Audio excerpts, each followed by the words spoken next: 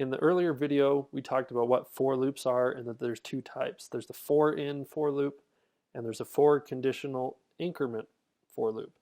So in the earlier one, we talked about for in. Now we're going to talk about for conditional increment. So these ones are probably much more familiar if you've had any background in C or Objective-C.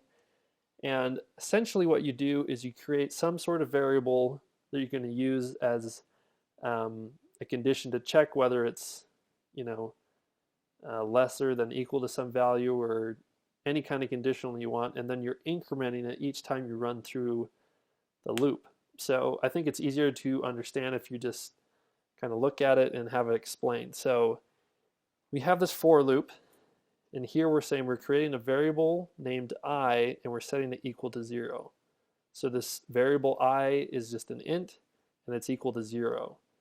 And then we have this conditional saying, as long as I is less than 7, I want you to run through this loop, whatever code is in this block. So let's give it some code to do. We're going to say print line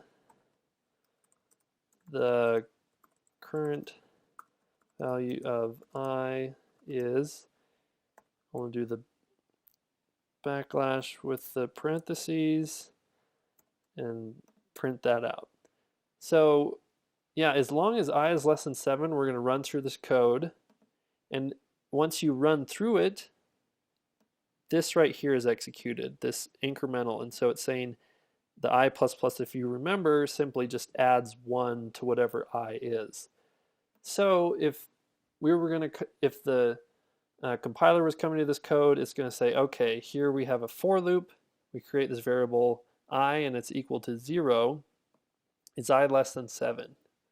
And I is currently 0, so yes, it is. And we'll come down and we'll do this print line that's saying, okay, here we're at the end of this block of code. So we'll come back, do the incremental, I++, now I is equal to 1.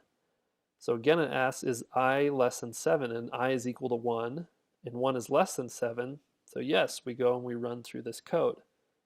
And after we do that, I++ and I now equals 2. Is 2 less than 7? Yes, so it runs this. And you can see it's just going to go through and through and through until I is not less than 7. So that will be the case when I is equal to 7, right? Because 7 is not less than 7.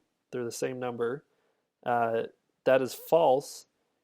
And the for loop is instantly going to cut to below this block of code and run what is ever below it. So for example, if this gets to, if I ever equals 7, it's not going to print line one more time. That means instantly I'm going to cut out of this for conditional increment loop and get to the end.